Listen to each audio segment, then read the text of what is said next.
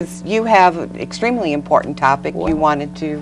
I think we probably should touch the topic on the cost of medicine in this country, because I think as you probably may be well aware that you go to your doctor's office and then you have a copay, of course, but those who don't have to pay a copay, then they're okay, because then there's no bill coming to them. But there are other times, of course, and you have to go to the emergency room, and you think that, well, gee, your insurance company will pay for that, but unfortunately not so, because there's a lot of exemption or there's a lot of exclusions as far as that insurance contract that you just signed.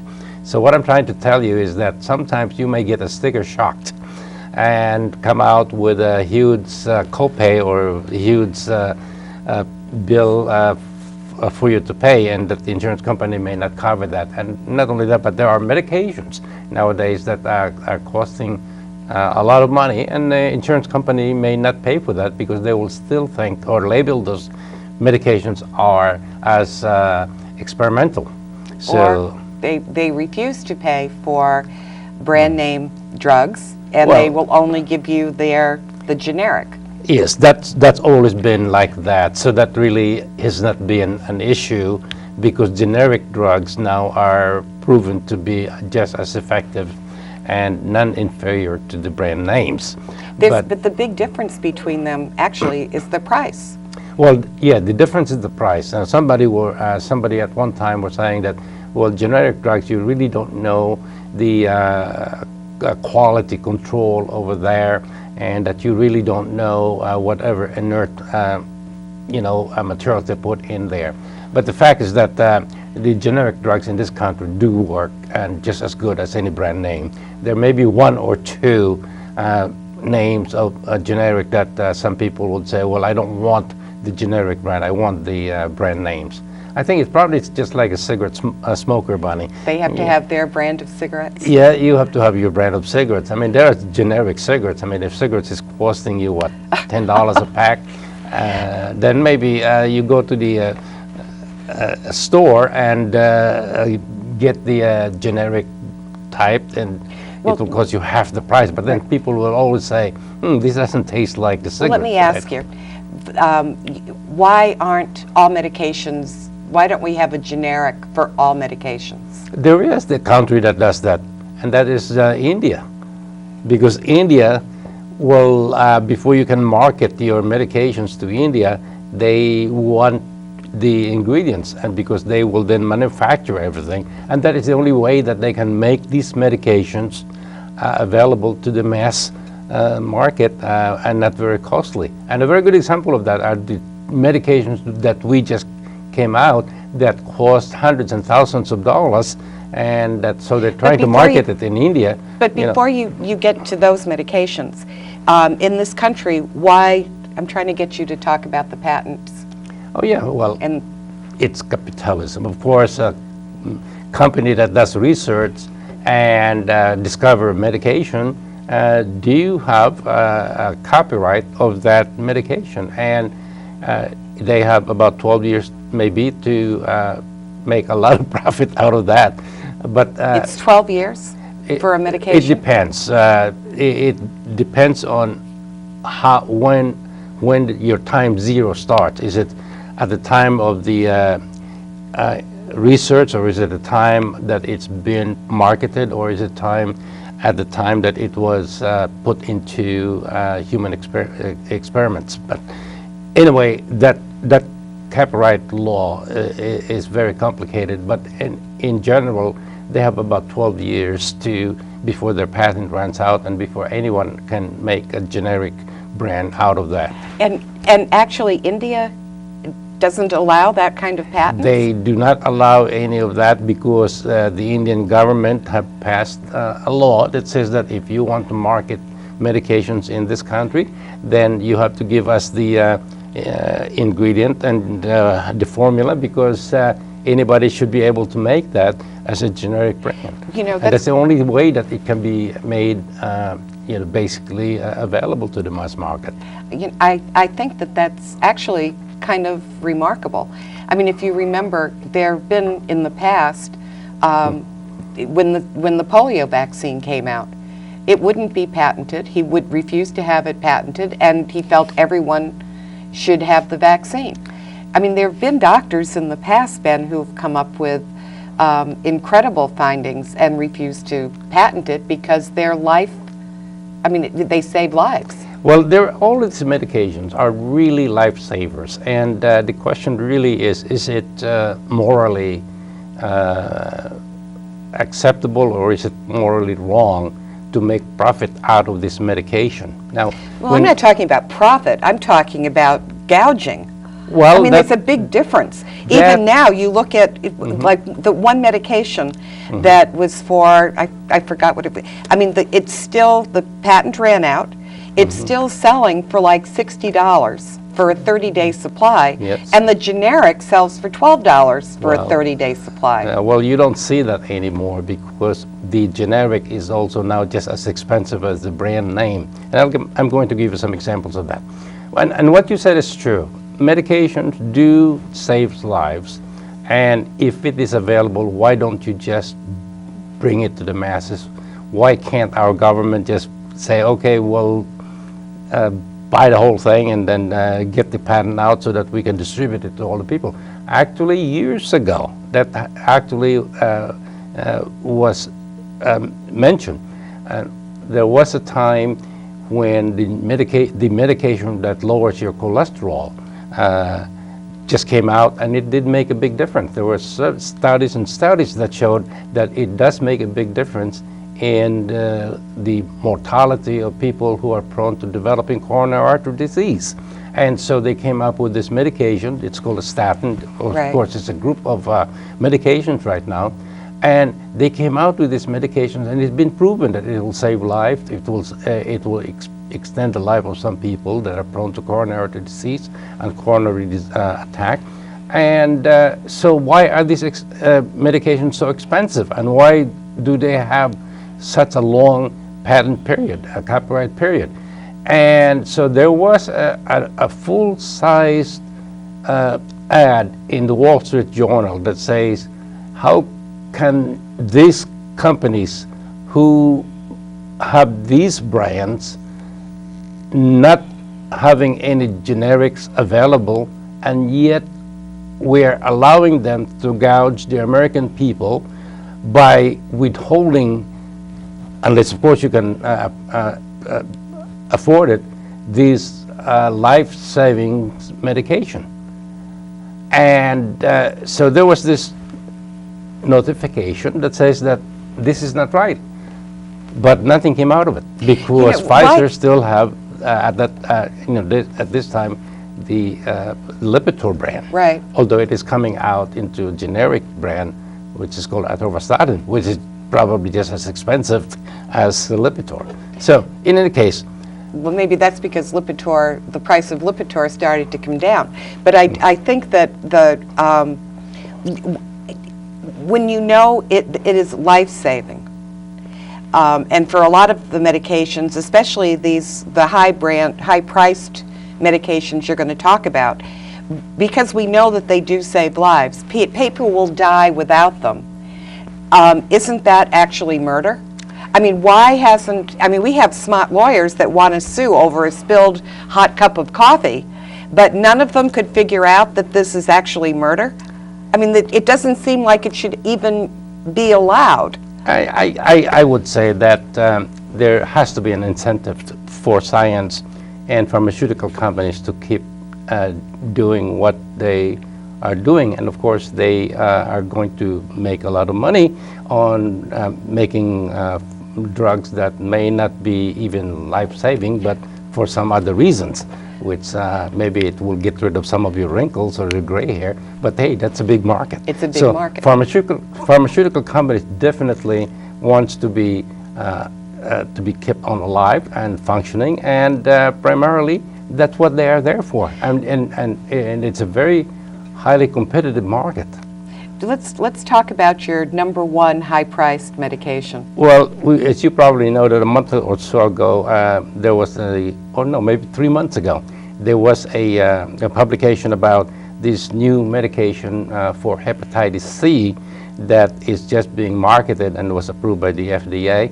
because not only is this medication, will it work, but it has very little side effects compared to what those previous medications used to be, interferon and plus other medication. Now, these medications are now called what we call as biologic agents. And so this... What is a biologic agent? A biologic agent is a genetically engineered what we call as monoclonal antibody. It's like a silver bullet that is engineered to target that very specific cell of a disease. Oh, okay. And this material is, or this engineered antibody is made up of a human DNA mixed with either a rat or a rabbit or even a mouse DNA. So it's a chimera. And so you now have that DNA sequence that has only one specific target and specific function, and that is to target that very specific disease. And so they have that DNA sequence from their initial research, and then they, of course, sometimes they let the bacteria develop that into a sequence, and so you get a whole bunch of antibodies, and which they will purify and make it into an injectable form or tablet form. Sometimes, of course, they inject this into, say, rabbits, and the rabbit will make this serum that they then harvest and make into this agent. So we call it biological agents. And this is really, from the beginning, at the time that people were talking about silver bullets, they were actually thinking about getting this biologic agent. At the time, it was just a concept. But this is where the silver chalice is, and because this is what makes pharmaceutical companies now want to go that far, because once you get that developed, then you have one product that can make you a lot of money. Okay, so this first medication for hepatitis C So- is one of the first medications that has been developed as a biologic. It's a biologic agent, and the name of this medicine is Harvoni. Is what? Harvoni, Harvoni. Harvoni. And it is just one capsule, one a day tablet, and in 12 weeks, your hepatitis C virus will all be gone, which is very unusual because at one time, there had not been anything like it that will literally kill the virus out of your system. Wow. All the medications before were just made to make the virus dormant. And if the virus is dormant, then it cannot cause all the complications of in your liver system or in your organ system of the disease that will kill you. So this is the first time that they said that this is a medication that will literally kill the virus. So it's like a silver bullet. So one tablet for 3 months. One tablet a day for 3 months would cost you $94,000. 94,000. Right. Now, Not sometimes 9,400. 94,000. right, and sometimes you have to go for 24 weeks because sometimes your disease might be a little bit advanced. You have cirrhosis in the liver, so you have to double the time. So that makes it 24 weeks. Out of that 24 weeks, it can cost you up to $150,000, $160,000. Or 180 if it's a full 24 weeks. Exactly. Oh Now, my God. you now have to balance, well, what is going on in here? Well, let's balance it first by finding out, does this medicine work? Well, according to all the studies that had been done and submitted to the FDA, it does work. And Did they actually put a patient with hepatitis C on yes. this medication Oh, for yeah. 12 weeks? Oh yes, and that is what the study is all about. And not only does it work, but it works very, very well, and they have never seen a success rate like this. A success rate is between 96% to 99%. So, and then they follow up what they call as viral-free states, and they all were able to sustain that state. So, here is a medicine that will work, and the medication is for hepatitis C. Now, what is hepatitis C? Well, hepatitis C is primarily one of the major virus now that is found not only in the United States but all over the world, that is so predominant that it does kill people, because 10% of people with hepatitis C will go on to develop liver cirrhosis or liver cancer, and out of that they will die. Now, the problem here is this, that before these patients die, when they go into advanced liver cirrhosis, we used to treat them with liver transplant. So let's say, for instance, that patient A versus patient B. Patient A can afford it because he's got all the insurance. He has hepatitis C, and unfortunately for him, he had to be, well, he developed advanced liver cirrhosis. So in between that time that he had the advanced disease, he had got to be admitted several times in the hospital. He has got to get a lot of medication and so on, and then finally he get into a liver transplant. And yeah, he's successfully transplanted. He has to get medications throughout his life to maintain that anti-rejection medication. So how much does that cost that person to undergo the transplant and success? That is close to $1 million, primarily, just to sustain him.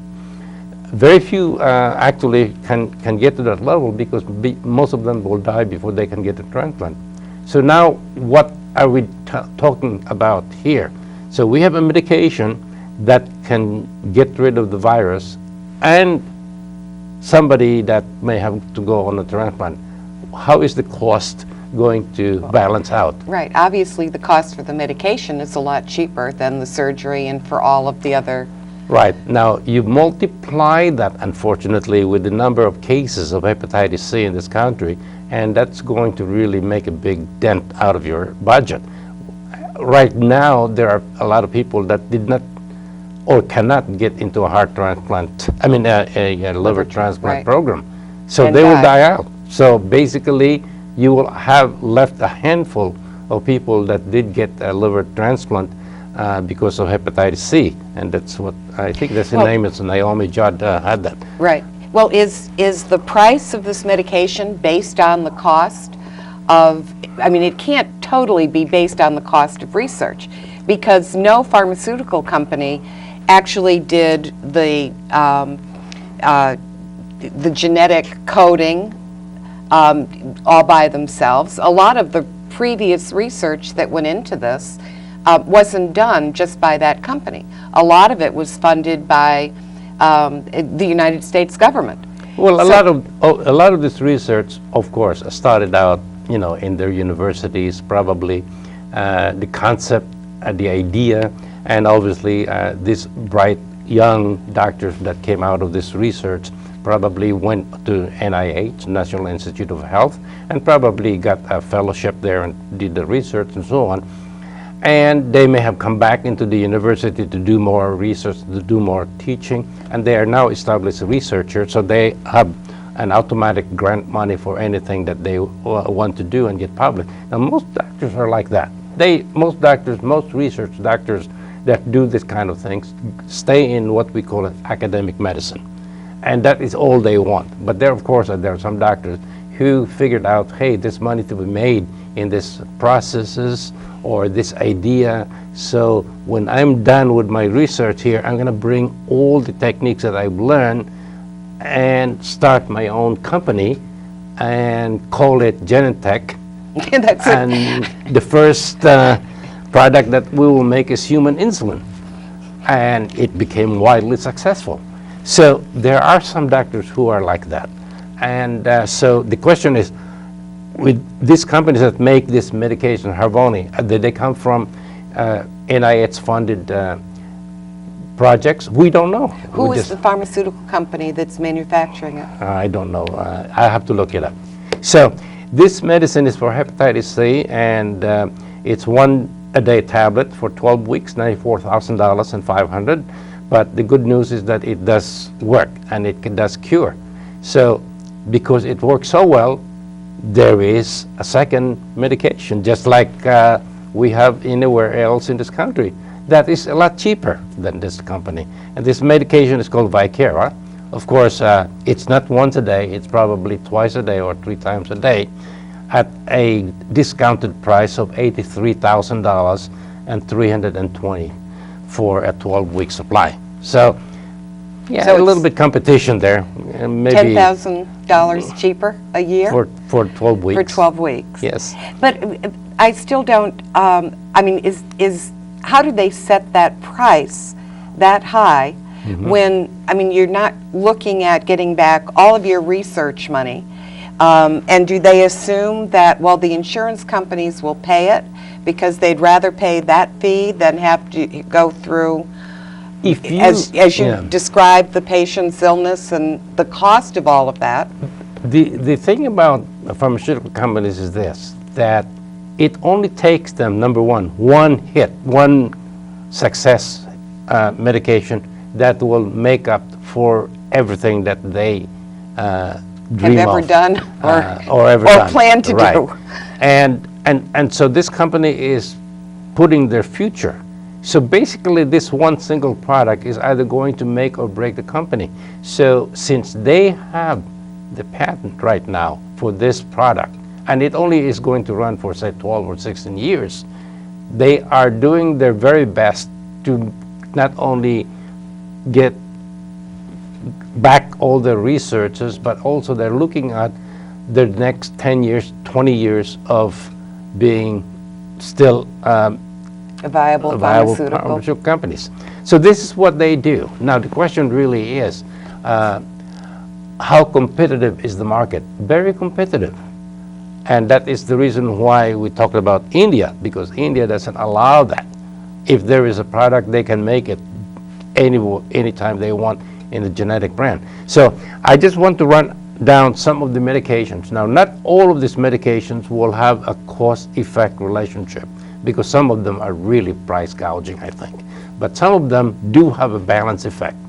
And I want to mention to you what one of that medication is, because you can probably argue with that. Now, this another medication, again, it's a biologic agent, and it's called ortavinon, and it is just one single dose, intravenous, antibiotic-like. So if somebody has a boil, and it is caused by MRSA, MRSA, which is what we've heard about, these MRSA Right. infections in the hospital. And right. It's costing us a lot of money, Right. because some of this infection, especially among diabetics, some of them need to be admitted and need to be drained and so on and so on, and that's how MRSA spread, because it goes into everybody in the hospital. And it is life-threatening, though, for those patients. That's isn't it? right. Yes. So you figured out that when this patient gets admitted, it will probably take them about maybe 7 days or 10 days of wound care and so on, and yet they come out and the wound is still not healed. And not only that, but it exposes everybody of the MRSA. So this medication, new antibiotic, well, actually it's not an antibiotic, but it's a biologic agent, ortavinon, it's one single dose intravenous injection. When someone comes in to the emergency room because of a boil that is caused by MRSA, they can use this single dose medication, one injection. And in healthy people, it does work. The cost of that one injection is $2,900. Now, if you look at it, you say, well, one single injection, that's really very expensive. Well, look at how it balances out. $3,000, right. Right, how it balances out with somebody who needs to be admitted and had to have their boil lanced and then receive ordinary intravenous antibiotics. Why did you say in a healthy person? Well, because most of these cases probably were used with uncomplicated cases to get through FDA approval. So have they done this on? They will be doing that pretty soon. They haven't done it yet, though. Right. Okay. So that is basically what this medication will cost. So yeah, $2,900 is a very expensive medicine for one single intravenous injection. But yet, if you look at the benefit and how it spreads out with the people that had to be admitted because they were treated with a different antibiotics, then it may even out. And eventually, the standard of of care will be for that, which, by the way, as far as the hepatitis C medication is concerned, they all came out now that that has to be the standard of care from now on. In other words, everyone that comes in with hepatitis C and had to be treated, the only medications that they would recommend is this medicine, Harvoni. Wow. All the other previous medications will no longer be standard of care. So those interferon injection plus medication like that, that is no longer going to, that will be obsolete. Well, And they weren't effective. I mean, they and just they weren't maybe, effective. It's a yeah. lot of side effects, of course. So this medicine will probably, or it's already said that it has to be the standard of care. So anything less than that is probably going to be gross neglect. And these medications, these BioAgents, they actually have no side effects. There's no adverse effects? There are a lot of side effects on that, and that is why when you hear something like this being advertised, I haven't seen them being advertised on television yet, but yes, if you have tuberculosis, you're prone to infections, such and such and such. These are all new, and that is going to be basically further down the road will be known more. But what we have right now are medications that I'm putting out this medications, this list, because these are medications that are super expensive, but at the same time, these are used for very rare cases of patients that have those diseases. So, like there is this medication called Solaris, S-O-L-I-R-S, and it costs between, it's about $160,000 for a year treatment. $160,000 a year. That's right. What does it treat? It treats an anemia caused by a genetic defect in the system. And what happens is that the red blood cells just spontaneously burst, paroxysmal nocturnal hemoglobinuria. So that is we see that quite a bit. Now and then we would see that.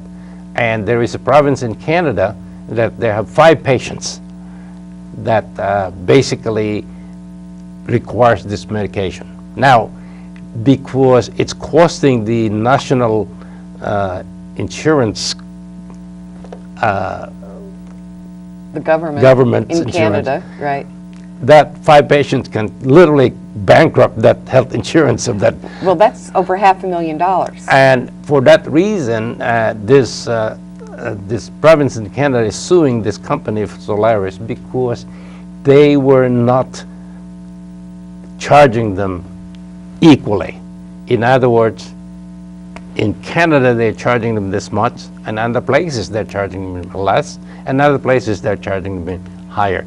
It all depends on how much you can contract, yes, and how much you can pay.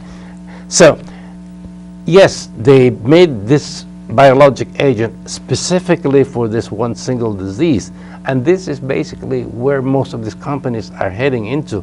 They will look for the rarest kind of disease to get started, because if they can come up with a medication, they are the only ones who can, who have them, and they have about 12 years to make as much profit as they can.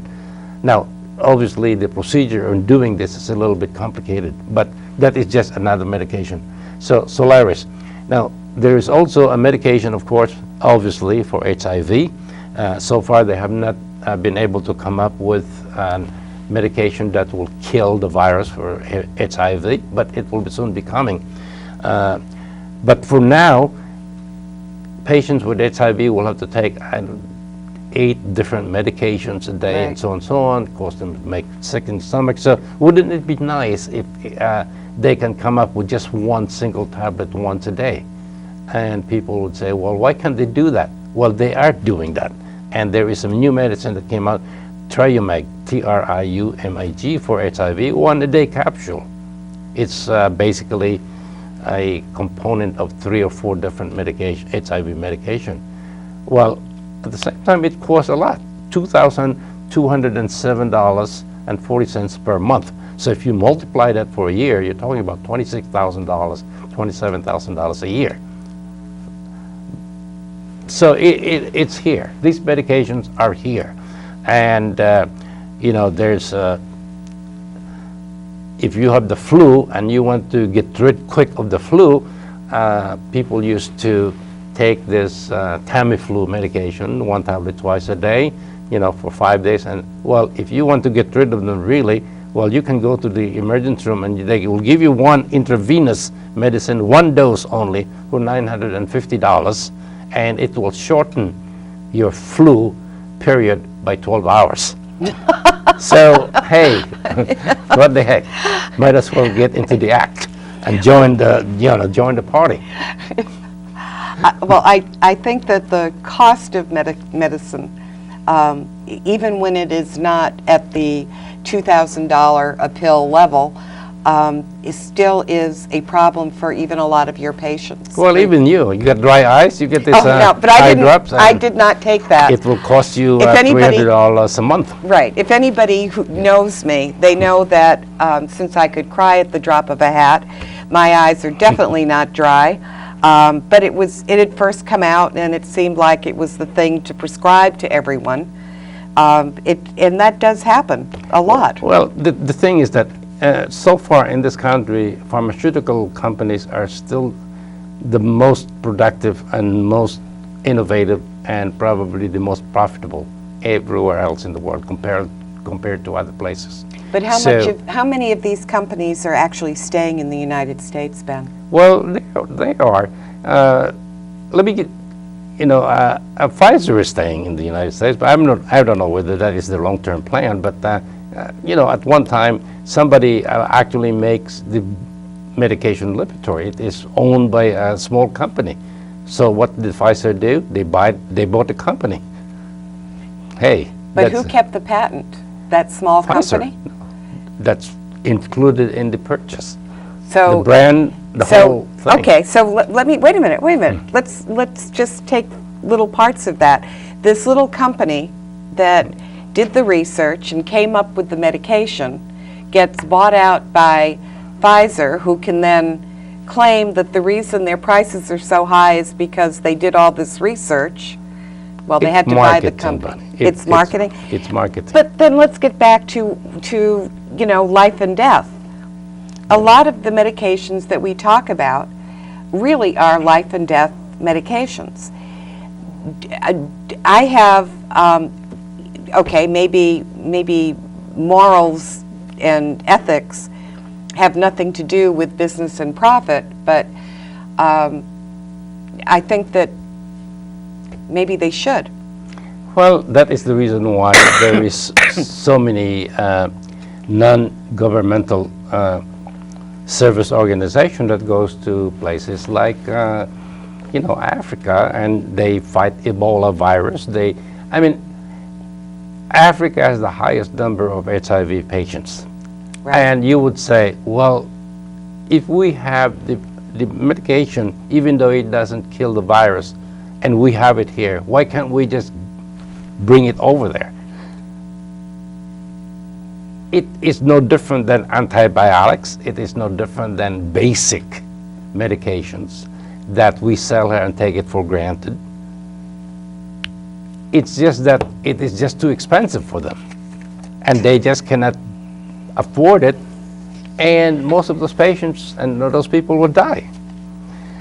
And so the question is there a life-saving moral intent? Well, yeah, but it is also colored with profit, dollar signs and green. Yes. So there definitely has to go hand in hand, because otherwise I think this is just the remaining industry that we have in this country that is still really running very well, or is still run well. Okay, thank you. I think that if you have a question or comment about medications, their cost and their effectiveness, or about pharmaceutical companies or big pharma, which I think has, and you may be right, they may be one of the most successful manufacturing sectors of our economy and this country. However, they have undue influence on government policy, and I think that that is a real detriment to the average American. What I mean by that is their undue influence exceeds, part of their influence was why we could not have single payer even at the table. It was why we can't negotiate for medications. Medicare can't negotiate for medication costs. They did not want Medicare to do that. So instead, they let the insurance companies have, what is it, Part D for medications? Well, I think, Bonnie, you're opening up a really can of worms here. And now No, I'm stating the facts I we think live there's a lot under, of things Ben. that we don't know, but at the same time, yes, I do understand with you that the healthcare insurance industry is becoming to be very powerful. Now, I can remember about maybe 15, 20 years ago, we have an insurance company, well, Connecticut is known to be big on insurance companies at one time, that they were all in Hartford, and I understand that there was an insurance company that would not touch healthcare because it's a penny type of insurance that they don't really, they don't really want to handle. They just want to maintain their so-called high-end insurance coverage. High-end insurance, Well, right. guess what happened? So in any case, yeah, I understand. All of these are all raising the prices of healthcare. And is it really necessary? Well, some are necessary, but at the same time, like you said, Benny, they're price gouging. And it goes back from the very bottom of healthcare, from whatever you call a health aid or whatever it is, all the way to the very top. There are CEOs of either hospitals or insurance companies. So if you do have questions about health insurance, I think we probably know a little bit more about that, as well as private health insurance, governmental insurance, and what could be a better system, or what we may have to do to make it better. Well, so we do have some ideas on that also. Actually, on March 11th, we're going to have, or it's the second Wednesday in March, I'm pretty sure it's the 11th, we have one of the physicians from Yale coming and will be our guest.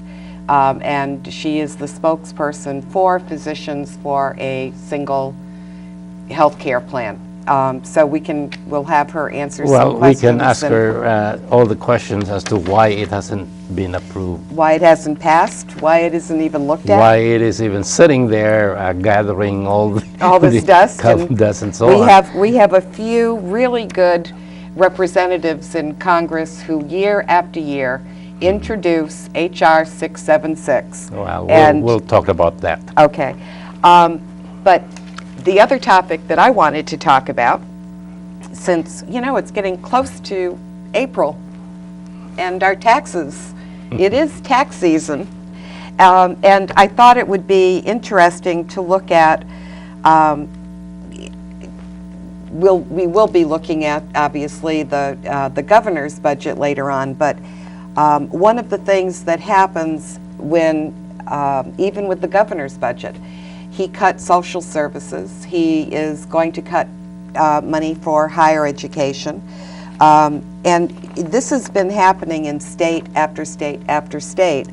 Well, And let me ask you a question, Bunny, in the premise of why are they doing that? Is it because they want to balance the budget, or is it because they want to increase productivity in their state and therefore get back more taxes and then be able to balance the budget? So it's primarily like this, you are a household, head of the household, and you find out that, your credit card bill is higher than you can afford, so what are you going to do? Cut down on the expenses or raise your productivity? Or Here. both? exactly. Is that what we're doing here? And Connecticut obviously has to have a balanced budget, as do most states.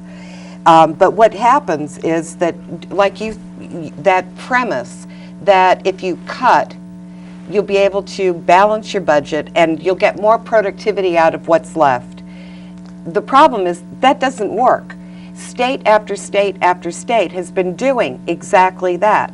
And it ends up becoming really putting the state always in a worse position.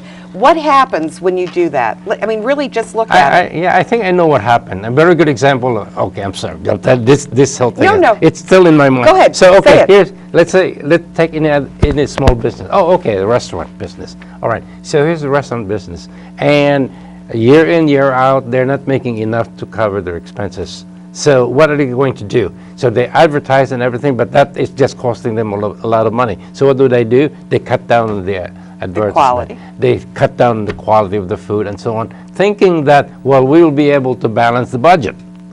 Of course, when you lower down your quality of the food or the choice of your food, nobody's going to come into your restaurant. Exactly. So- And that's what happens when the states start doing this. The tax burden actually gets shifted. When you start cutting out your social services, when you start saying, okay, we're going to cut the state services and employees by not doing any hiring at all, and by attrition, lower the number of state employees we have. Well, who uses these services? I mean, the truth is, this does not improve service. The people that really need social services are not the ones that I mean, they're already paying their taxes, but now on top of having to pay the tax, the services they need are no longer there. For example, you may think that the victim advocate's office in a courthouse, you can cut that out. Why does the victim need an advocate? What a fluffy little thing to do for the victim. Well, for most victims, they absolutely require it. Trying to maneuver yourself, the criminal has a lawyer that's maneuvering him through the system. The victim never does, whether it's for domestic abuse or for anything. So that you then say, well, we don't really need that. The social service agencies that have been cut, who do you think then picks up the slack? I mean, when all of these things are cut, what happens to the cities and towns? Guess what? We're not getting as much. We're not going to be getting an increase. So what happens in Norwich? We now have a budget that also has to be balanced. So our property tax has to increase because the state isn't going to help us anymore. The state's saying, hey, wait a minute. I mean, so rather than help the people that really need help and the communities that really need help, they say, well, we can cut corporate tax, we can cut the estate taxes, and it makes it sound good to everybody. Well, guess what? That doesn't affect us. Sales tax goes up. That really has a burden, an additional burden on the rest of us. You love talking about the 1%. I don't know if people will be able to see this, but there's a graph here. This is from a government website, and they do an analysis of both state budgets and government budgets, basically. This little column right here, the smallest column on this top row, this is the amount of that the 1%, this is for specifically Connecticut, that's the amount that the 1% will pay in state and local taxes, combined state and local taxes for their property tax. That's the amount of their income that now this one up here, actually all the others, starts to go down to about 9% at this level. But for the poorest of us, okay, those that are making less than $25,000 a year, that's this first column. That's the percentage right here, the biggest column. That's what people that are making $25,000 a year are paying in both state and local taxes. Now, there's got to be a point when the states recognize that, wait a minute, the people at the very top level, this is a regressive system. In Connecticut, we are considered the 26th most unfair, out of 52 states, right? We're number 26, right in the middle. Most unfair state and local tax system in the country. To whom? To whom? When you compare all of the states, Yes. it is the most unfair to the average American. It is unfair, Ben. If you only have to put out 5% of your entire income to pay for all of your state and local taxes, wouldn't that be wonderful? Well, consider that. The argument for those people would be, look, yeah, that is a small blip, but there's only 5 of us here. Explain that. And our 5% is really a lot bigger than your 50%. So what You're what saying that I'm we don't saying- have a whole bunch of people that are in that 1% in Connecticut. No, I'm sure that they're here, but I don't This think is- they're these paying are taxes people- in Connecticut because they probably work in No, New no. York. Their total, well, wherever they get their income, they make over $1,300,000 a year. All right. But out of that $1,300,000 that they make, compared to the people that are making $25,000, okay? These people pay only 5% of their income in state and local taxes. Somebody that's making $25,000 a year, Ben, is paying 10% of their income in state and local taxes.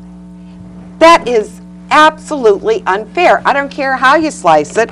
I don't care how many people are in column A and how many people are in column B. Let's say there's only one in each column. There's only one person in the entire state that's making less than $25,000. And there's only one person in the state that's making over $1.3 million. There's only one of each.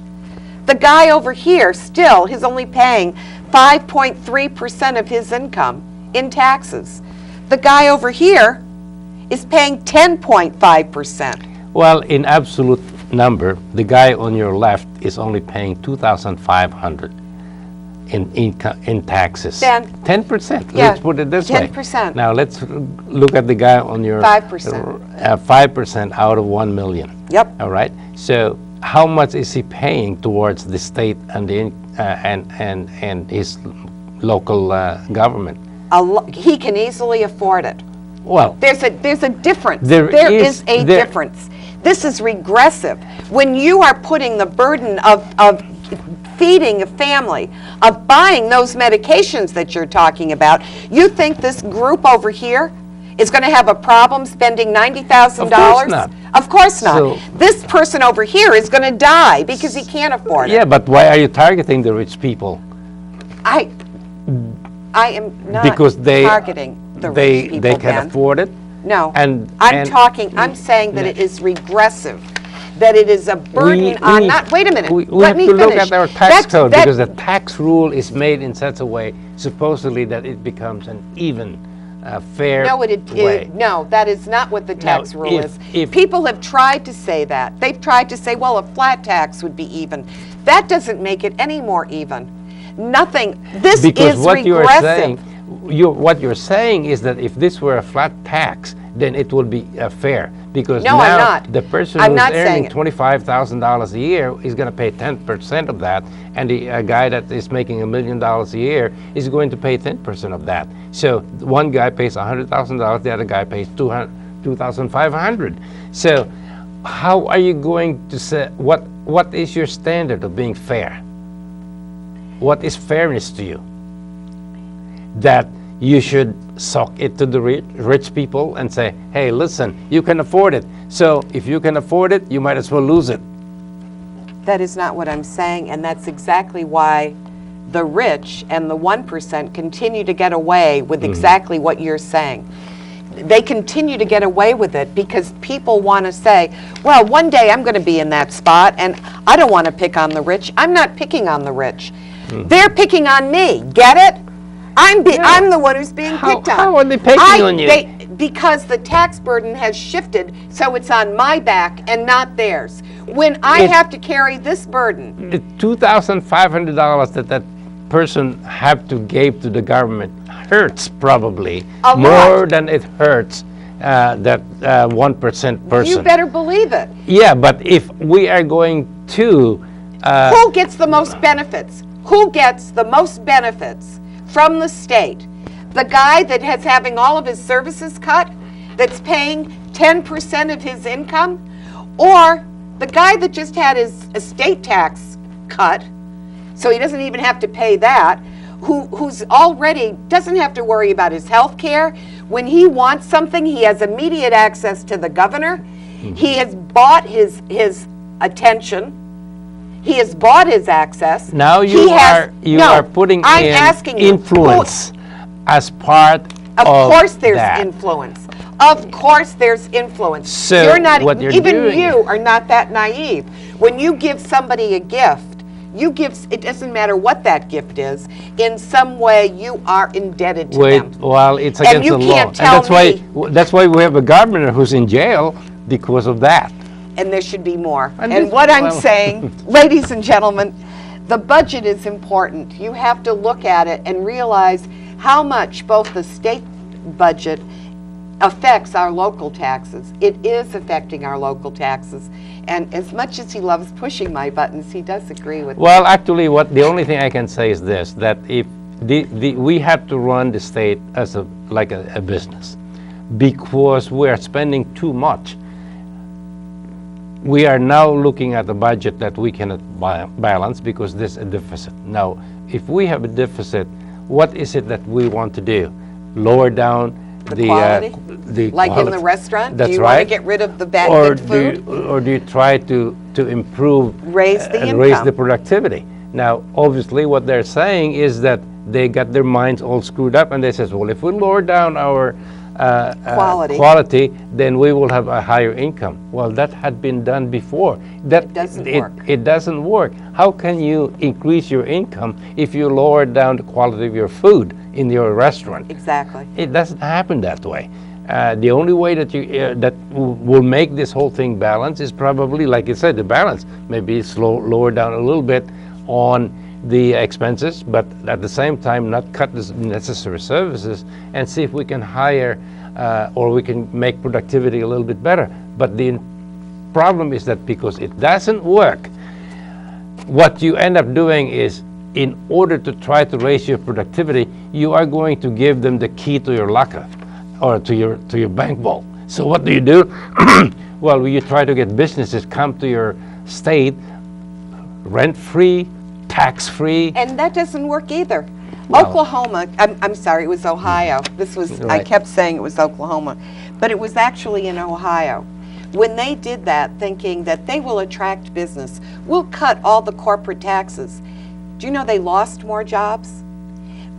When you have Well, an who would- environment, who when would- you have an environment where people cannot afford, you know, Henry Ford did a wonderful thing. When he was first building cars, do you know that he had the highest paying, without being told by the government or anyone else, he paid, his employees were the highest paid employees in manufacturing.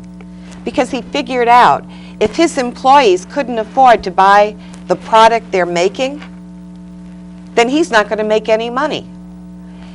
That's what's going on here, folks. You cannot continue to put the burden on the lowest of the incomes in the state and expect to have services cut for these income groups, while these groups have a free ride. They get the most benefit from it, and they pay the least amount for it. There's something that is regressive. It doesn't work. When you have a state that has the best education, which we no longer have, when you have a state that has a really high standard of living, you cannot say that about Connecticut when a lot of the cities and towns are now have more kids taking free school lunches because they can't afford, they're at that level. That is not an environment where companies want to come and work. They want to come to a place that has a high standard of living, where the education is wonderful, they can feel good about having their families there. They want to go to communities that have basically full employment, that have downtowns that are vibrant, and maybe have a lot of independent stores that are not the box stores. Everybody can go to the box stores. What you're saying, Bunny, is you don't agree with the governor in cutting services and cutting expenses. I'm not even, And I haven't what you're even saying looked is at, that no. you I haven't have to even, increase the tax rate of those living here in the 1% so that they can decide to, oh, well, if you're going to do that, I'm going to move out of here. let them go to New York and get double taxed. I think that would be Well, fine. They However, can go to any state that do not have income tax. So, However, no, that's not what I'm doing. And I'm certainly not, I haven't even really looked at the governor's budget. I'm just simply giving you some information and facts from a government agency that produces these reports every single year. And I have to admit, I was very, very surprised at where Connecticut stood. It was a bit of a shock. So the fact that we are number 26 of all 52 states in having regressive policies for our taxation is something people should be aware of. That's kind of what I'm saying. So I know we're going to talk next week about our school system and No Child Left Behind and the ideas no, that are... there's no more left child. Banner, you keep on bringing up this dead issue just to blame Bush. Oh, God. No child left behind. There's no more child left behind. It's a but, good thing he's taking me out to dinner after this. But We are down to a minute, so we can kind of wrap up. yeah. But I think Abby will have some information about the Norwich school system. I Right. think that is important. And so we do look forward to having you tune in next week with our special guest, Abby Dolliver. Yeah, and we also have Brian Williams and Bill O'Reilly, because both of them will be suspended, so they had time to come down here.